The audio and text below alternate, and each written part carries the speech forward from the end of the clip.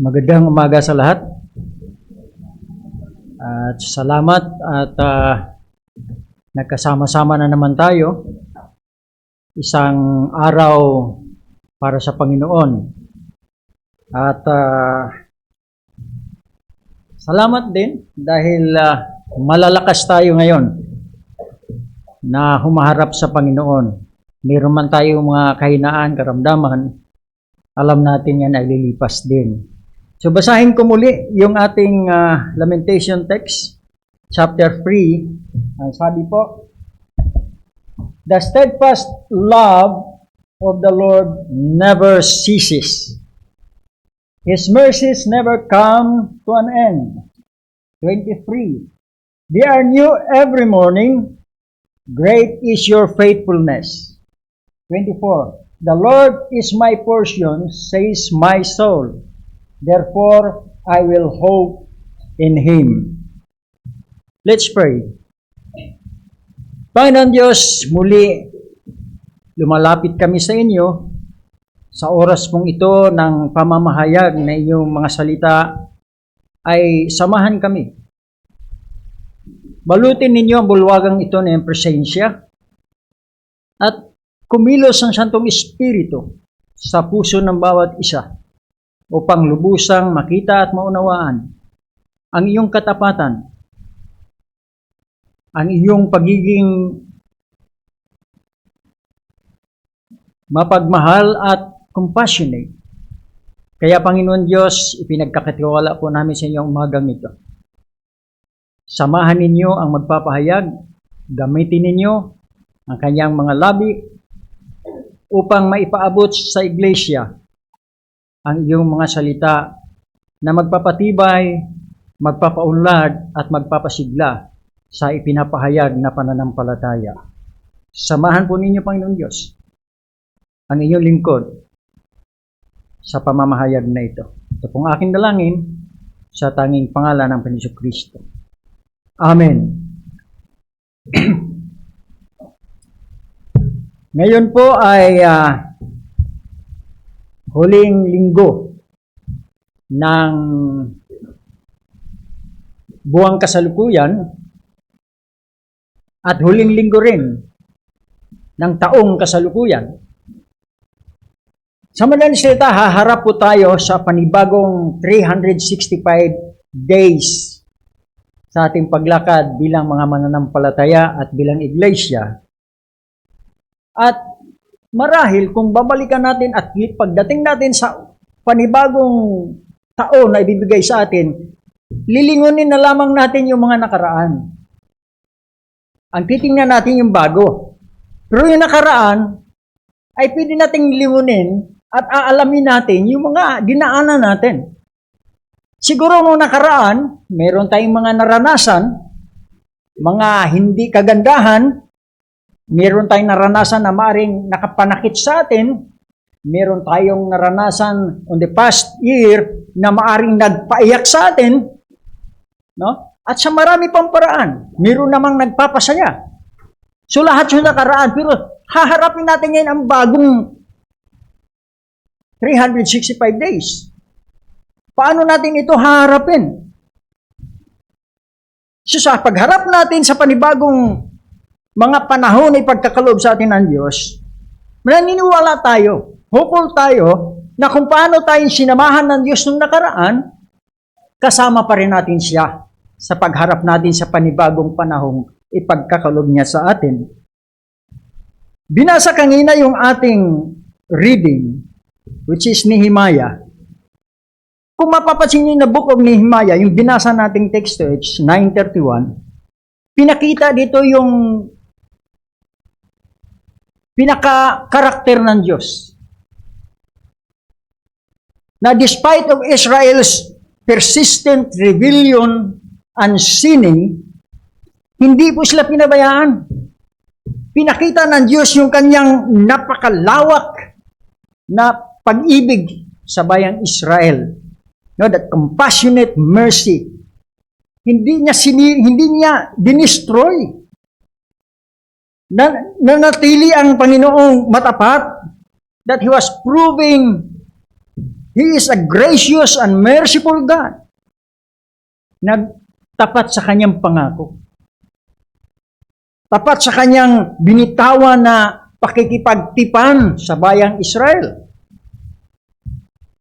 Kahit na yung kanyang bayan ay nagpapalter, ang Diyos hindi po nagbabago sa kanyang pakikitungo sa kanyang bayan. He was still encouraging them. They were trying to call them to repentance, magbalik loob sa Diyos, at magtiwala sa kanyang hindi nabibigong pagmamahal sa kanyang bayan. Sa ating binasa sa ating teksto, sa ating pagtalakay, ang ating kinuhang aklat ay Lamentation. At dito po sa Lamentation, i-explore natin yung God's unchanging nature sa gitna po ng mga brokenness natin. I-explore natin yung kanyang provision sa ating mga naranasang mga trials. At i-explore din natin yung ating bilang mga believers, i-explore din natin yung response natin. Paano tayo tumugon habang tinitingnan natin na sa ating buhay pala, ang Diyos ang ating pinaka-inheritance. No? So ito ating i-explore. Pero bago yun, titingnan mo natin ang kasaysayan ng Lamentation. Kasi para makita natin, habang pinapahayag natin yung mga salitang ito, makita natin bakit ganito ang pagkapahayag. Sa Lamentation po, ito po ay collection of poems. Ito ay collection of poems. In fact, 5 poems yata ito na kinumpile. Ito ay poems of mourning. Meron silang pagluluksa dahilan sa nangyaring destruction, nangyaring pagkawasak ng Jerusalem because of the Babylon siege. No? Nagkaroon sila ng pagkasira ng kanilang templo, na conquest nila, at in fact, dinala pang bihag yung mga Israelites sa Babylon. At ito'y ina-attribute kay Jeremiah. Pero hindi sila sigurado sa Jeremiah, pero ina-attribute lang dahil base sa kanilang tradisyon, si Jeremiah ang naka-witness nitong mga pangyayaring ito. During the time of Prophet Jeremiah, meron siyang 6 na hari. Siya lang yata ang napasok sa 6 na hari na mga naghahari sa Judah, Jerusalem, that time. No, like Josiah. Sino pa yung isa? Yung kanyang anak, si Jeroboas. Tapos, yung isa, Jeroakim. Yung isa, si Jeroakim. Then, si Sidikaya. Yung yung dahilan kung bakit talagang winasak sila ni Nabucodonosor. Dahil nag-reveal siya kay Nabucodonosor. Doon na-siege yung Jerusalem. Doon nawasak yung templo. At doon sila dinalang bihag that time. So yung Lamentation ni Jeremiah, as attributed itong istorya, itong Lamentation, doon sa kanyang mga nasaksihan.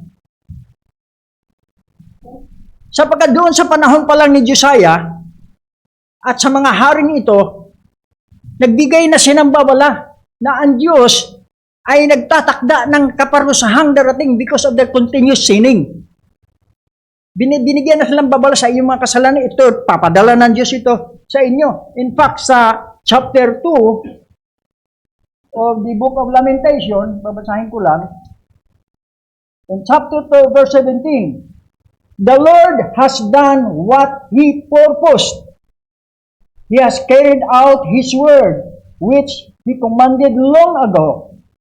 He has thrown down without pity. He has made the enemy rejoice over you and exalted the might of your host. Parusa ng Diyos sa kanila yung kanilang naranasan. Sa katigasan ng ulo, sa patuloy na sa kasalanan nila na nagagawa against God. At ito ang pinapaabot ni Jeremiah sa bayan ng Israel. Panahon pa ni Josiah pa to. Si Josiah is a good king. He was the king that make the reformation, religious reformation sa panahon ng Judah. Then, sunod-sunod na hanggang sa dumating nga si Sidikaya. No? Yung anak niya ng si Jeroboas, 3 months lang naghari yata. No?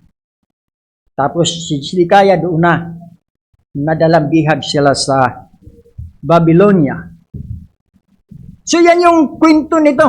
A compilation of poem na naglalarawan ng pagluluksa because of the destruction that was being brought by Babylon to Jerusalem. At sa context natin, sa ating teksto, it is a mournful reflection. Pag sinabi yung mournful reflection, pinakikita dito yung talagang nagluluksa ang kalooban ng naka-witness nung gumawa ng mga tula na ito. Reflection on Jerusalem's destruction. Kaya, mayroong mensahe dito na parang kinontra. Because the message of steadfast love, which is a powerful contrast doon sa surrounding tragedy na nakita niya. Nakita niya yung pag-ibig ng Diyos, steadfast love, at nakikita niya yung tragedy, mas malakas yung nakikita niyang steadfast love ng Diyos. Higit kay doon sa tragedy na naranasan ng Israel. So itong mga bagay nito ay mahihimay natin. Because it is a declaration of faith. Pinakikita nila yung pananampalataya that God's character remains constant. Nananatili, hindi nagbabago. Kahit sa gitna ng mga tiisin, ang pag-ibig ng Diyos hindi nagbabago. In fact, ang pag-ibig ng Diyos sa gitna ng mga tiisin na nararanasan para siyang liwanag sa dilim. Yun yung nakikita ng author. Yun ang pinakikita niya sa kanyang pagpapahayag, mournful na naramdaman niya. Sa kabila noon, nakikita niya yung karakter ng Diyos hindi nagbabago. Ibig sabihin, kung sa atin ito nangyayari, dumaranas tayo sa nakaraan at sa ating pagharap sa panibangon, meron tayong may encounter. Hindi natin alam kung gaano kalaki, kung gaano kaliit. Ang may encounter nating trials. Maaring may encounter natin na magbibigay sa atin ng pasakit. Pero hindi yan makakahigit sa pagmamahal ng Diyos because God's character remain constant. Hindi nagbabago. At dito sa ating teksto, ini-emphasize dito yung enduring love and mercy ng Diyos. Yung kanyang loyal love, ang sabi, never runs out. Pag sinabing never runs out, yung pag-ibig ng Diyos, hindi nauubos. At hindi lamang yung hindi nauubos, yung merciful love ng Diyos ay hindi rin natutuyo. Never dried up. Bakit? Ang sabi ng tula na binasa natin sa ating teksto, they are created new every morning. Kaya nga, sabi niya, great is your faithfulness. Sabi ng sumulat. Nararanasan yung mga sufferings, yung mga tiisin, pero nakikita niyo yung kabutihan ng Diyos, kaya sabi ng sumulat, great is your faithfulness. Eh, naranasan ba natin to? Pag meron tayong kinaharap na problema, nung lumipas, kung nakaranas kayo, anong naramdaman nyo? Sinabi niya, pinabayaan ka ng Diyos? No. Masasabi natin, oh Lord, great is your faithfulness. Hindi mo ako pinabayaan. I overcome all those challenges. At tatanaw ka sa panibagong araw, sabi mo rin, still, nariyan ang pag-ibig mo, hindi ka nagbabago, pagkat ang iyong biyaya ay laging bago. Hindi nawawala, hindi natutuyo.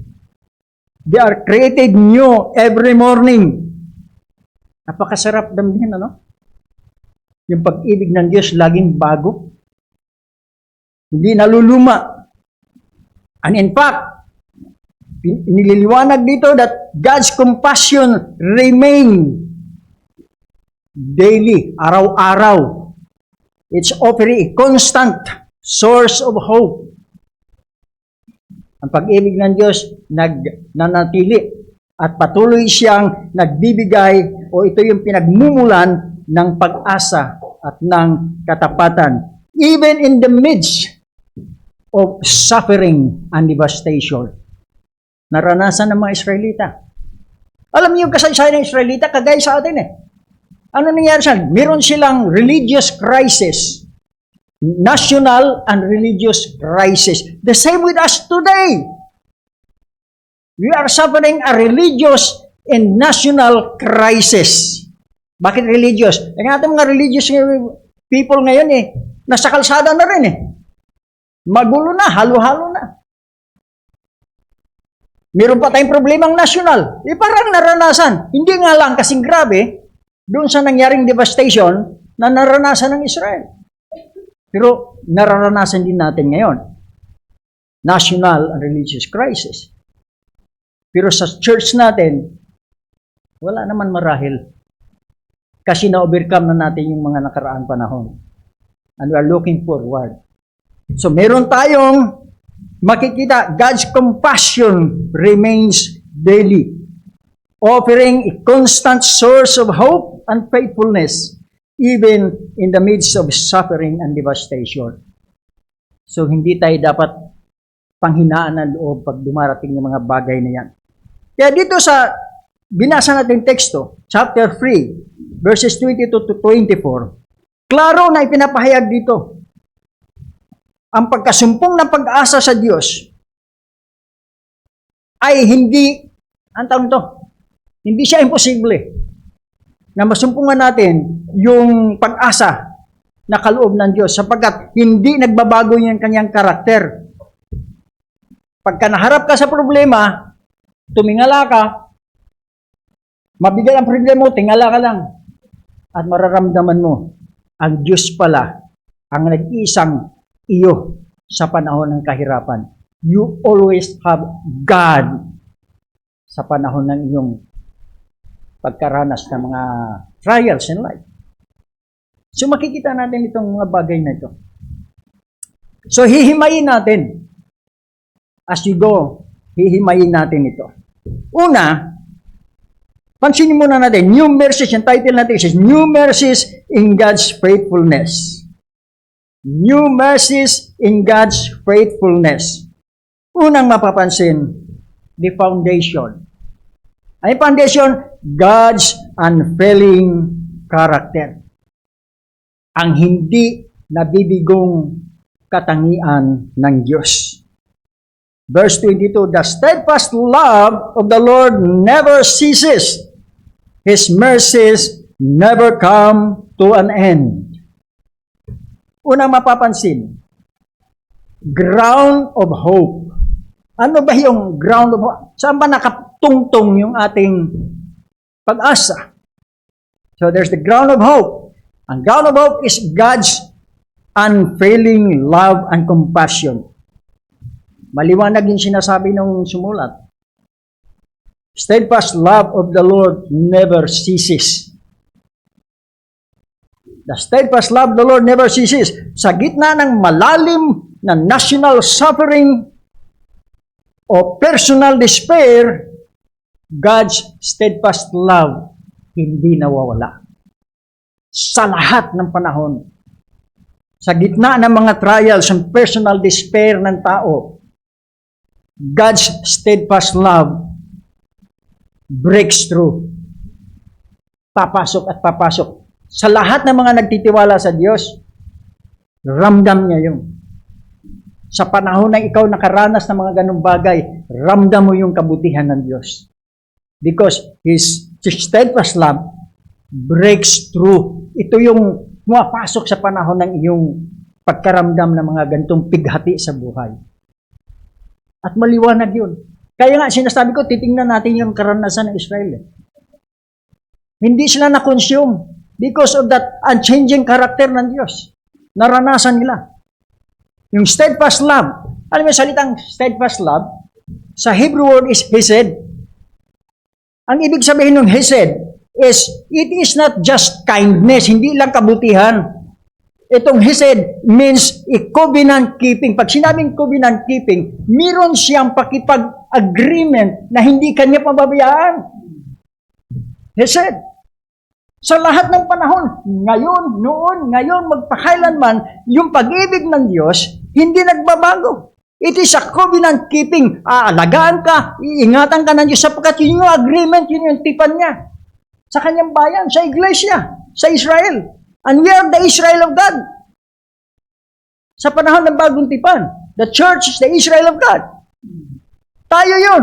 Hindi nagbabago ang covenant keeping ng Diyos sa atin. Naroon yung kanyang loyal love. Hindi kagaya sa tao yan eh. Kami mag-asawa eh. Alam ko kung naramdam niya yung loyal love ko. Pero 50 taon na ako nagtitiis sa asawa ko. Ikaw, 5 taon na rin nagtitiis sa akin. No? Eh, malapit na kasi ng aming anniversary. Pero pinakikita yung loyal love. Hindi kami umaalis nang hindi kami magkasama. Kaya yung mga tao, pag nakikita ako naglalakad mag-isa, tataka sila ano nangyari sa asawa ko. Dahil hindi kami naghihiwalay. Ang Diyos hindi humihiwalay sa atin.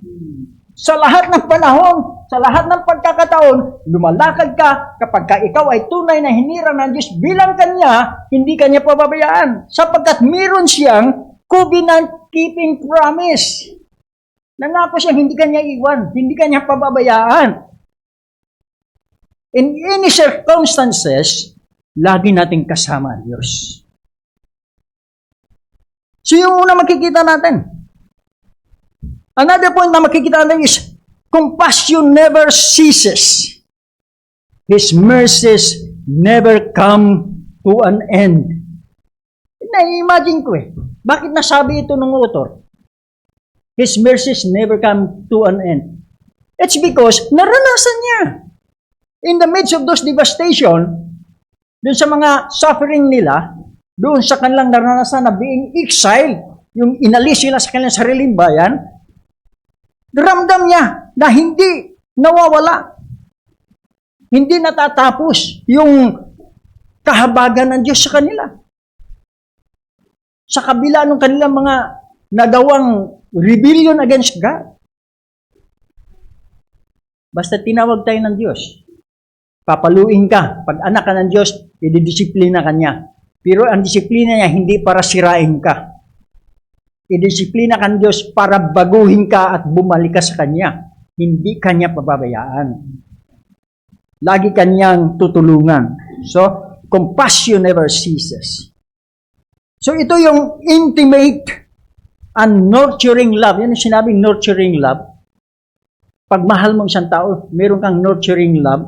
Ang ginamit pong salita niyan sa Hebrew is rahamin. Sinabi, rahamin, yung nurturing love. Itong rahamin, dito nanggaling yung salitang womb.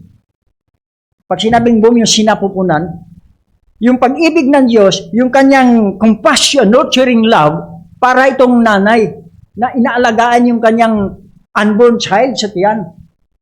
Parang iniingatan niya, 9 months mo nga alagaan. Iniingatan mo yan. Nag-iingat sa iyong sarili para hindi mapahamak yung hawak-hawak mo sa iyong sinapupunan. Ganun yung ramen.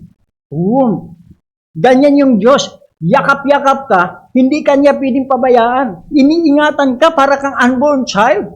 You are assured of God's protection. Parang nanay na talagang iniingatan yung anak niya.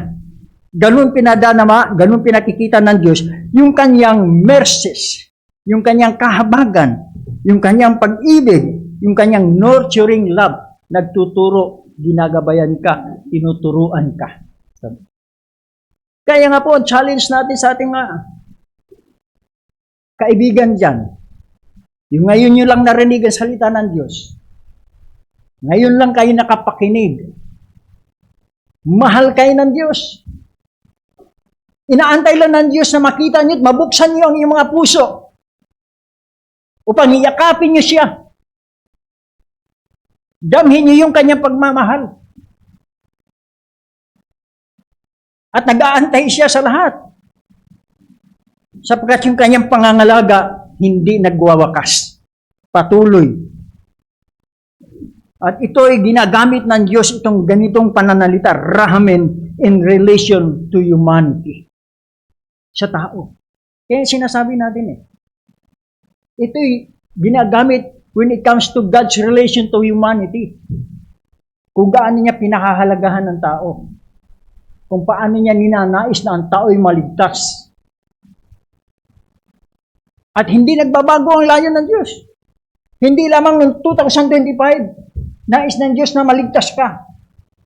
Sa darating na taon, nais pa rin ng Diyos na maligtas ka. Pag darating pang taon, nais pa rin ng Diyos maligtas ka. Huwag ka na magtagal pa. Baka abutin ka na ng kawakasan na buhay, hindi mo maranasan ang pagliligtas ng Diyos. Napakahalagang bagay nito. There is that protected love. Lagi kang protektahan. Lagi kang iingatan. Ang mga anak ng Diyos, kahit dumaranas tayo ng mga trials in life, sufferings in life, meron tayong Diyos na laging kasama. Hindi tayo pababayaan. Kung paano tayo sinamahan ng nakaraan, sa pagharap natin sa panibago, sasamahan pa rin tayo ng Diyos. Dahil tinawag ka niya, hinirang ka niya, mula pa noon, tinawag ka na niyang kanya. Tayo ay anak ng Diyos. Noon pa, napili ka na. You are chosen to be His people. You are chosen to be a family, to be part of the family of God. Hindi tayo pababayaan. Pangalawa, yung daily demonstration or the proof of hope. Ang sabi, new mercies and great faithfulness. Part of verse 23. They are new every morning. They are new every morning. Sa madaling salita, yung biyaya ng Diyos, laging sariwa. Laging sariwa. Pagkagising mo sa umaga, naramdaman niyo ba yung kabutihan ng Diyos paggising mo sa umaga? Pagkagising mo, masiglang-masigla ka, may hininga ka pa. Yung iba hindi na nagigising Hindi na nalaramdaman yung sariwang pagmamahal ng Diyos, yung biyaya ng Diyos. But the mercies of God, they are new every morning. Laging sariwa yung supply niyang biyaya ng Diyos sa kanyang mga anak. No? Alam niyo, yung common grace, nararanasan ng lahat ng tao yan. Pero tayong mga tinawag ng Diyos sa kaligtasan, meron tayong special grace. Ano yung special grace na yun? Yung kaligtasan natin. Yung magiging kabahagi ka sa mga bagay na panlangit. Kaya yun ang dapat nating masumpungan. Sa mga kapatid natin, masumpungan ninyo yung special grace ng Diyos. Yung salvation, yung kaligtasan. Napakahalaga nito. At yung kanyang biyaya, hindi nagbabago. They are new. Fresh supply of grace. Hindi lamang yung biyaya niyo enduring parang pangmatagalan. They are renewed every morning. God is providing fresh grace for every day's challenge. Laging bago yung biyaya ng Diyos on every day's challenge. Kung challenge ka ng kasalanan, huwag kang mag-alala. Mayroong biyaya ang Diyos upang ma-overcome mo yung challenge ng sin. If you are being challenged by pain, yung pasakit sa buhay, meron kang malalapitan. Laging nagbibigay ang Diyos ng sariwang lakas upang ma-overcome mo yung pain. Pag ikaw ay na-challenge ng mga troubles in life, merong ibibigay ang Diyos sa iyo, hindi kanya pababayaan. Dahil nangangako siya I will never forsake you or leave you. I will never leave you nor forsake you. Hindi kanya pababayaan. Laging sariwa para ma-overcome mo yung mga troubles. Di ba naranasan ninyo nung panahon na parang hindi kayo masaya? Sa paglilingkod ninyo, hindi kayo masaya. Pero ang ginawa ng Diyos, naglagay siya ng sariwang biyaya, kaya makikita natin nakangiti kayong lahat. Why? Because God has given us a fresh grace na galing sa Kanya. Kaya tayo, na-overcome natin yung mga ganung bagay. Kaya nga, ang tawag sa mga Christian is overcoming people. Kaya ng mga Kristiyanong i-overcome ang lahat ng troubles in life. Hindi tayo pinanghinaan. Bakit? Meron tayong Diyos na nagbibigay ng supply of grace that is always fresh. Every day, fresh ko po, sariwa. Hindi siya basta enduring lang, nagbiyaya ng Diyos, mercies ng Diyos, enduring lang.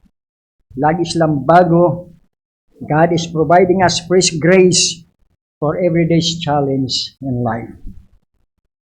Part of verse 23. Great is your faithfulness. Bakit nasabi ito ng sumulat ng Lamentation? God's faithfulness is the reason why ang kanyang mga biyaya, His mercies are new. His reliability ensures our hope. Yung kanyang maaasahan siya. No? So, ibig sabihin, ang Diyos ay consistent sa kanyang pagkilos. Nakakita na kayong ventilador. Siyempre, nakakita na tayong ventilador eh. Pag humarap ka sa ventilador, ramdam mo yung lamig. Pag nakaharap ka, kailang nawawala yung lamig na ramdam mo sa pag tinalikuran mo yung ventilador. Pag tinalikod mo yung ventilador, wala kang maramdaman. So, ganun din sa Diyos. Mararamdaman mo yung kabutihan ng Diyos pag kaharap mo siya. Pero pagka tinalikuran mo ang Diyos, hindi mo maramdaman ang kabutihan niya. Ang kabutihan ng Diyos hindi nagbabago. Ikaw tao ang nagbabago. Ikaw ang lumalayo sa Diyos. Pero ang Diyos hindi nagbabago. Your character change. Kaya ang ramdam mo, pinabayaan ako ang Diyos. Why? Because ikaw ang nagbago. Ang Diyos hindi nagbabago. Nananatili siya sa kanyang pagiging compassionate. God's faithfulness is the reason why His mercies are new because of His reliability. Maasahan. Mayroong pag-asa. Consistent siya sa kanyang mga ginagawa. Sa kanyang mga, it proves that His character never changes. Yung kanyang mga judgment siguro na, yung judgment niya ng mga nakaraan, naranasan natin, judgment, yun ay nagtuturo sa atin. Tinuturuan tayo. Kasi yung judgment na ating naranasan, nagtatanim ito, nagpupula ito ng binhi para ikaw ay mabago. Yung discipline ng Diyos, nagpupula niya ng binhi sa iyong pagiging anak niya para hindi ka maligaw. So, nagpupuna din for future hope. So makikita natin, hindi lamang tayo nagre-rely doon sa naranasan nating biyaya na nakaraan. Dapat titingnan din natin yung natatanggap natin ngayon. Yung God's faithfulness na natanggap natin ngayon. Sapagkat iyon yung basihan. Yan yung basihan para sa pag-asa na tinatanaw natin sa hinaharap. Titingnan natin yung mga bagay na yan. No? Tandaan natin, hindi na magbabago ang Diyos. Ikaw lang ang nagbabago kaya hindi mo ramdam ang Diyos. Marami, magsasal backslider. Bakit sila backslider? Tumalikod sila sa Diyos eh. Kaya lang, may opportunity sila bumalik. Pag humarap sila uli sa Diyos, din tanggap sila ng Diyos dahil hindi naman nagbabago. Always, tinatanggap ng Diyos yung nagbabalik sa Kanya. Kaya huwag kayong mag-aalala. Pag tinanggap ninyo ang Diyos, hindi kayo magsisisi. Bakit? Mararanasan ninyo ang Kanyang kabutihang loob. Mararanasan ninyo ang Kanyang katapatan. Mararanasan ninyo ang Kanyang nurturing love. Tuturuan Kanya sa buhay. No? Kaya do not rely on yesterday's grace, but look forward to God's faithfulness. Sapagkat ito yung basihan ng ating tinatayuang pag-asa. Thirdly, titingnan naman natin yung ating response. The believers respond. The response to the hope. No? Verse 24. The Lord is my portion, says my soul. Therefore, I will hope in Him. Ang Panginoon ang aking bahagi, sabi ng aking kaluluwa. Kaya, pag-asa ang aking inaasahan. Ang portion natin para yung lupa eh. Pag ang lupa, pinagpartihan, halimbawa, lima kayo magkakapatid, ang lupa papartihin ninyo. Tig-isang party kayo. Sa atin, ang party natin, ang Diyos. Siya yung ating inheritance. No? Kaya makita natin siya yung ating inheritance. At itong ating sinasabing inheritance na ito, yung pag-angkin natin, yung pagiging portion natin ng Diyos, it is a conscious, personal appropriation o pagtanggap, paglaan natin ng pag-amin natin na sa buhay natin, ang Diyos lang ang ating share sa buhay. Pagka ang Diyos ang ating share sa buhay, wala tayong pag-aalala. Walang pwedeng umagaw niyan. Si Satan, hindi yan maaagaw. Nagsisikap lang niyang agawin, pero hindi niya maagaw ang share natin, ang Diyos. No? So, titingnan natin.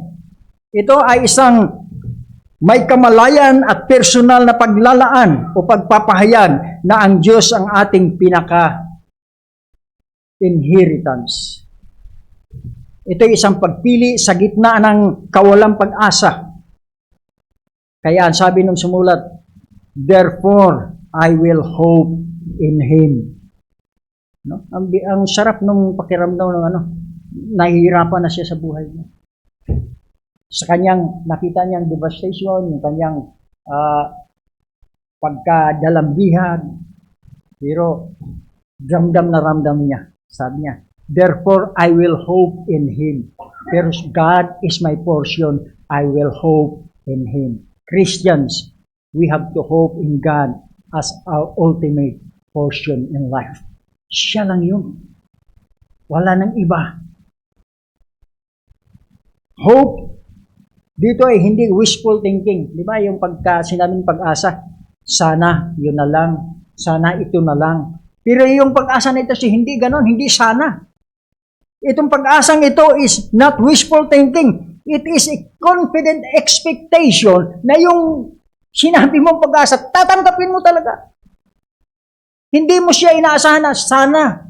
Walang sana sa Diyos. Lahat sa Diyos, asahan mo. You have to expect. Sa mga bagay niyan, it is not wishful thinking. It is a confident expectation na nakaugat ito doon sa proven character ng Diyos. Hindi nagbabago ang Diyos. Kaya yung sana, hindi yan nagagamit sa buhay Kristiyano. Walang sana sa Kristiyano. Sa Kristiyano, lahat ay sigurado. You hope for the best. You hope for the best na mabibigay ng Diyos. At ibibigay ng Diyos yun. Because His character is proven. So yung pag-asa is a response to God's character. Pag sinabi natin may pag-asa tayo sa Diyos, response natin yan sa pagkakakilala natin sa Diyos. Sino ba siya? Hindi siya kagaya ng tao. Ang katwiran ng tao, promises are made to be broken. Pero ang Diyos, ang pangako ng Diyos, are not made to be broken.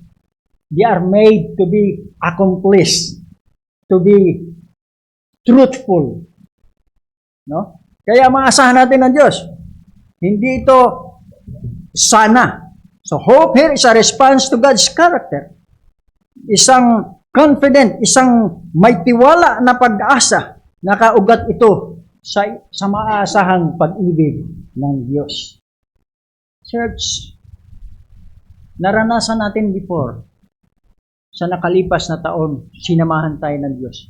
Alam natin, haharap tayo sa another 365 days of journey in the Christian life. Hope for the best in God. Yung natanggap natin noon, baka mas maganda pa matatanggap natin sa susunod. Baka mas matanggap pa uli matatanggap natin sa susunod. Hoping for the best because ang Diyos nagbibigay ng lahat ng kailangan natin na ayon sa kanyang kalooban, hindi sa gusto natin. Baka naman umaasa tayo sa mga bagay na gusto natin. Ay hindi bibigay ng Diyos yan. Hindi bibigay ng Diyos ang kapretsyo mo lang. Ang ibibigay ng Diyos, yung kailangan mo lang.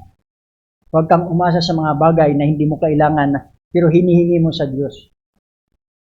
Dapat, ang hingi mo sa Diyos, yung ayon din sa kalooban niya, at sigurado tatanggapin mo. No? Hindi tayo bibigyan ng Diyos ng makakasira sa atin. Ang ibibigay ng Diyos sa atin, yung angkop at kailangan natin. Asahan natin yung mga bagay yan. Dahil reliable ang kanyang pag-ibig. The church, living the hope-filled life or living in the light of God's faithfulness, pansinin natin, in sufferings. Yung katapatan ng Diyos ay hindi denial of pain. Sa suffering, hindi denial of pain. Naharap ang Diyos, nandoon ka sa pain eh. At yung pain na nararamdaman mo, doon mo mararanasin yung kabutihan. Yung sinasabi nating faithfulness ng Diyos. It is not a denial of pain, but it is experiencing pain, but there is the help of God to overcome that pain, that suffering. Kayang ibigay ng Diyos yung the ability, yung kakayanan mong i-overcome yung pain na dulot ng suffering. Sa pang-araw-araw na buhay. Trusting God for strength and grace for today, not for tomorrow. Ngayon mo maramdaman. Sa next day, iba na naman yun. They are new every morning. Natanggap mo ngayon yung biyaya. Kinabukasan, another, new. Araw-araw nagbabago. Laging sariwa. No? Then in Christ, our ultimate portion found in God-man, who perfectly embodies His faithful love. God-man, which is Christ. Na-embodied niya yung love ng Diyos na para sa atin. You have to embrace yung pangarang araw na biyaya ng Diyos. You have to turn to God every morning. Kanina ba, nung paggising nyo, inunan nyo Diyos? Ano inunan nyo pagkagising? No? Di ba, karaniwan, lalo yung mga nagtatrabaho, pagkagising sa umaga, hindi na makuhang pasalamat sa Diyos, na makuhang magpanalangin dahil tanghali nang nagising, nagmamadali na. Wala nang communication, wala nang talking with God. No? Pero kailangan makita natin. We have to embrace the daily grace na binigay ng Diyos. We have to turn to God each morning and let us claim our portion. Let us declare God as atin as our portion, our ultimate inheritance. In any circumstances, God is our portion. Siya lang yung ating maaasahan in every circumstances. We have to wait actively. We have to trust in His faithfulness na siya magpo-provide sa atin ng strength para ma-endure natin ang lahat ng ating mga kahaharapin. Mapapansin natin in the book of Lamentation, chapter 3, verse 25 to 28, pansinin natin ito. The Lord is good to those who wait for Him. Sabi nung sumulat ito ng Lamentation, The Lord is good to those who wait for Him, to the soul who seek Him. It is good that one should wait quietly for the salvation of the Lord. It is good for a man that he bears the yoke in his youth. Let him sit alone in silence when it is laid on him. So makikita natin, wait in silence. Kapag dumaranas tayo ng mga ng mga karanasan na hindi natin nais. Just wait for the Lord. Just wait for Him. Quietly. Sapagkat hindi tayo pababayaan ng Diyos. As I conclude, a call for steadfast hope and a patient waiting is also a submission. It is also a humble submission at seeking God's presence. Meaning, pag nanahimik ka, inaantay mong gagawin ng Diyos. Antayin mo. Minsan kasi gumagawa tayong kilos ng sarili natin eh. Hindi tayo nag-aantay sa pagkilos ng Diyos. We are doing our own way. But if we are waiting quietly kung ano ang gagawin ng Diyos, then I'm sure we will overcome. Kung ang buhay natin na overwhelmed na, yung parang nalulunod ka na, there is always God. Our portion will help us overcome doon sa kalagayan na yun. No? God's steadfast love and fresh mercies arrive every day. That is every morning. No matter kung nag-fail ka sa nakalipas na araw o nag-fail ka ngayon, may struggle ka ngayon, alalahanin natin na ang biyaya ng Diyos ay laging bago. Laging sariwa. Kaya lang, kailangan nating umasa, mag-rely sa nag-iisang ultimate inheritance natin, which is God, which is Christ. I-anchor natin sa buhay natin yung kanyang katapatan. I-anchor natin yung kanyang katapatan sa ating pananahan dito sa chaotic world na ito, magulong mundong ito. And I'm sure, sabi nga, God will make a way. Even if there is no way, ganun tayo kamahal ng Diyos. At yung kanyang nurturing love, yun yung magtuturo sa atin ng mga bagay na magpapatatag sa atin sa gitna ng magulong mundong ito. Kaya challenge ko po sa ating church at dun sa mga bisita natin, kung namuhay kayo sa magulong mundo, mayroon tayong masusumpungang kapayapaan sa presensya ng Diyos. Kung nabuhay tayo sa magulong pamumuhay na ito, mayroon tayong kapayapaan kung ang pinaghari natin sa buhay ay ang presensya ng Diyos. Why? Because God loves us. He will never leave us nor forsake us. Ang sabi uli, babasahin ko uli yung ating the steadfast love of the Lord never ceases. His mercies never come to an end. They are new every morning. Great is your faithfulness. Church, ganun tayo kamahal ng Diyos. Sa kabila ng ating mga pagsuway, sa kabila ng ating mga pagkakamali, sa kabila ng ating mga kapabayaan, sometimes He disciplines us. But yung discipline na ating naranasan is for us to be nurtured because God has chosen us. Pinili na tayo ng Diyos para sa kaligtasan. At ayaw ng Diyos na yung kanyang mga hinirang ay may mawala, maligaw. Kaya lagi niya tayong ginagabayan.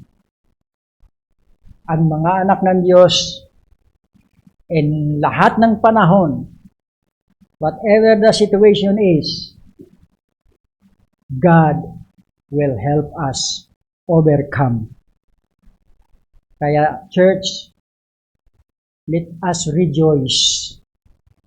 Sa lahat ng panahon, hindi lang noon, kundi sa pagpasok ng mga panahon, let us all rejoice because we have God as our portion. Amen? Mahal niyo ba ang Diyos? Amen yun ha. Mahal niyo ang Diyos? Amen. Baka yung amen niyo sa church lang. Kailangan hanggang bahay, amen din. No? So, let us not be Sunday Christian. O yung tinatawag nating nominal Christian. We should not be nominal Christian. Alam mo yung nominal Christian? Pangalan lang, Kristiyano. Nagbitbit lang ng Biblia, Kristiyano na. We have to be real children of God. Let's pray. Panginoon Diyos, maraming salamat po. Salamat sapagkat nakita namin sa mga pananalitang ito na ang iyong biyaya, ang iyong pag-ibig ay hindi nagbabago. Ang biyaya ninyo laging sariwa. They are new every morning. And great is your faithfulness. Salamat po, Panginoon, at pinupuri ka namin. Ito po ang aming dalangin sa tanging pangalan ng Panginoon Kristo. Amen.